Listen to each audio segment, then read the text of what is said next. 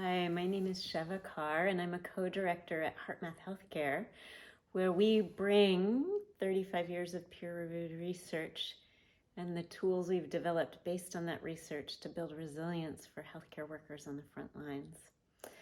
I've been asked by our healthcare partners to make a short video about using HeartMath interventions to heal the trauma of frontline responders in COVID and increase their resilience. And I just want to acknowledge that making a short video about trauma is a bit like trying to become a neuroscientist in 10 minutes.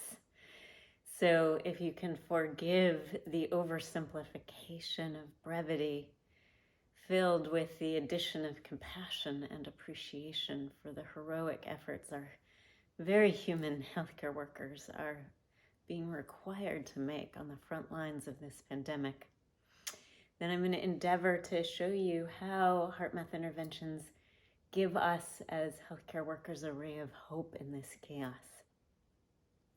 So at HeartMath, we define resilience as the capacity to prepare for, recover from, and adapt in the face of challenge, adversity, or stress. The U.S. Navy actually appreciated this definition of resilience so much they adopted it as their own in their collaborative work with us. And so the question is, how do we prepare for, recover from, and adapt in the trauma of COVID? And this is particularly poignant in light of research that came out in early 2020 from NIH on frontline responders in the SARS epidemic. So a decade post-SARS, they uncovered that frontline responders and healthcare workers were still showing signs of post-trauma from that epidemic that were to such an extent that it was putting their health and patient safety at risk. Now we can see that the SARS epidemic is nowhere near the scale and pervasive impact of the COVID pandemic. So how do we mitigate the current trauma we're in with it and the post-trauma it will leave in its wake? Well, that's where HeartMath offers us an array of scientific and methodological hope. So I'll start by defining trauma in an oversimplified way as two key elements. One is looking at the present moment through a past filter, as if we're driving our car in one direction, but our attention is on the rear view mirror. And if we do that for an extended period of time while we're driving, of course, we're going to crash. So the rear view mirror in our physiology is really the limbic system, the amygdala, our emotional memory, our pattern recognition centers of the brain, which are designed to help us survive, really by a quick response in something that's a life threat, either fight the situation or flee. And that brings me to the second key element that for me defines trauma, both in my own physiology and in my work with others, which is entering what I call in shorthand survival mode, where the autonomic nervous system is activated into this fight, flight, or freeze response. Now, there are certainly situations where fight, flight, or freeze is the appropriate response. If we're a gazelle and a tiger is chasing us, or for that matter, if we're on a COVID ICU unit and a code is called and we need to go into a very rapid response. That's why our teams are called rapid response teams, for those very things. So we may fight for that person's survival together with them. When we are constantly in rapid response mode, as many of us working in COVID ICU units become, for 12, 15-hour shifts, days on end, then that fight, flight, or freeze response can become a habit. So in addition to the habit of looking at present moment experiences through the filter of past, we can also physiologically become habituated to living in survival mode. So then we are bringing survival mode to situations that aren't survival threats. And at that stage, we are in a post-trauma response, or reaction, better put. So how does HeartMath offer us, as especially frontline responders, in which we couldn't even call COVID at this stage post-trauma because we're still in the trauma of it?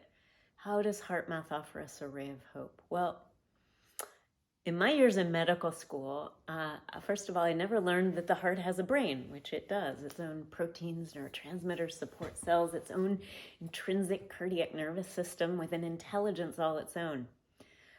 I also didn't learn that the brain has heart cells in it. It turns out that limbic system is eavesdropping on the heart's rhythm. So the survival mode, as I've oversimplified it for this conversation, actually throws the heart into a chaotic rhythm. If we look at the HRV, or heart rate variability. So this is different from EKG.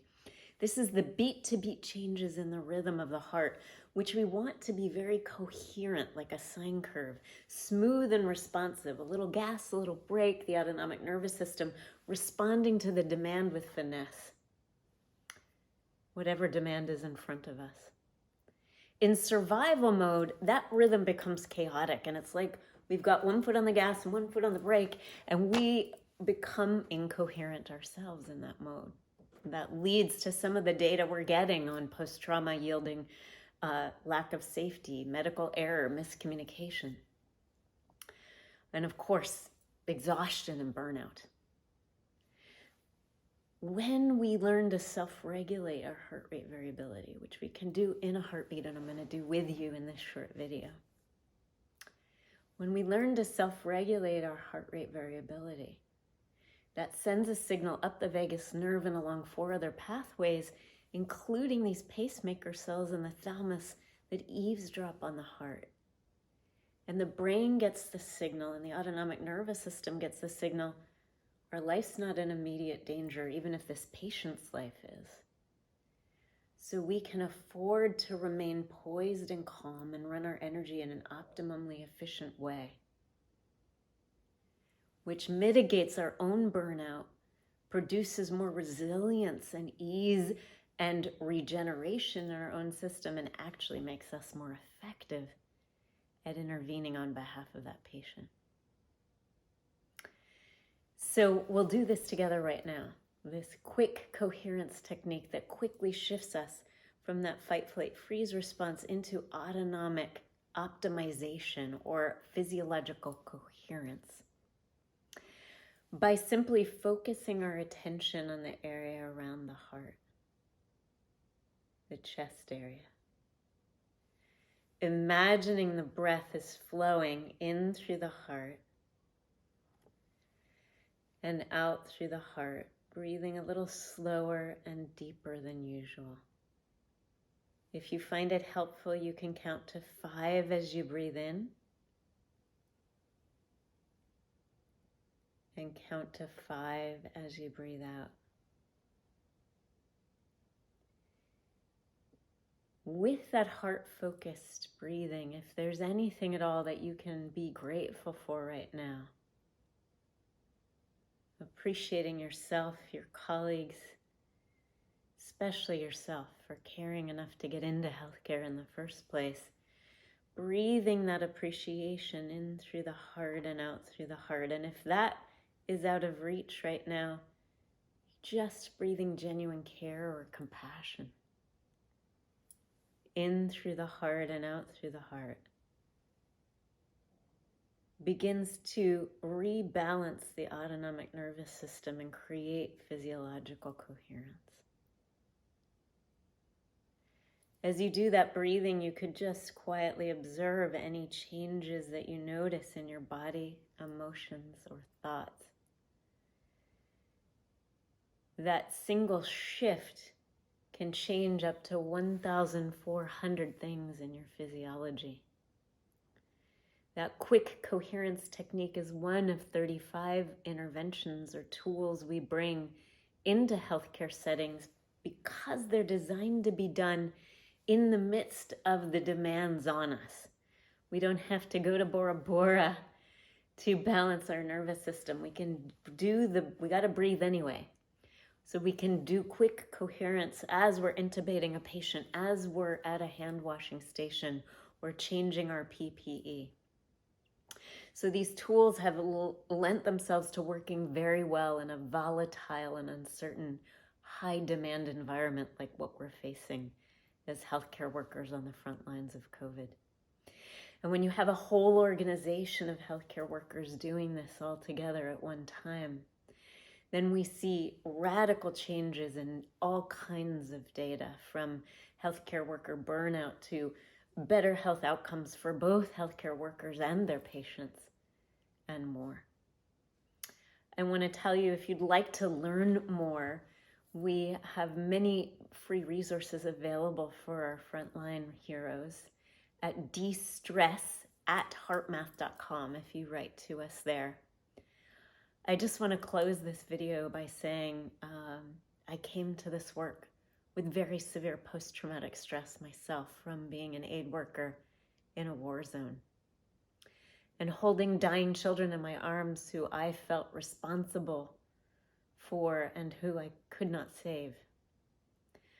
I came home with all kinds of debilitating symptoms that in the 80s no one could diagnose, because post-trauma wasn't a vogue diagnosis back then. So they were looking for tropical mystery illness because the war zone I lived in was in the tropics. And when I transcribed HeartMath's research as a young med student, I came to discover that all these eclectic symptoms and exhaustion that I was experiencing were really post-traumatic stress. And this simple change of heart from guilt and despair at the lives I'd lost became love in my heart for them and a desire to live fully in honor of them. To all of you who have fought for and lost patients due to COVID, I want you to know there is a way out and hope through the windshield at the end of this pandemic, so that it doesn't have to become a pandemic of post-trauma or post-traumatic stress, but can, for all of us, be a source of inspiration and motivation to make it a world that works better for all. Please do write to us if we can support you further at destress@heartmath.com.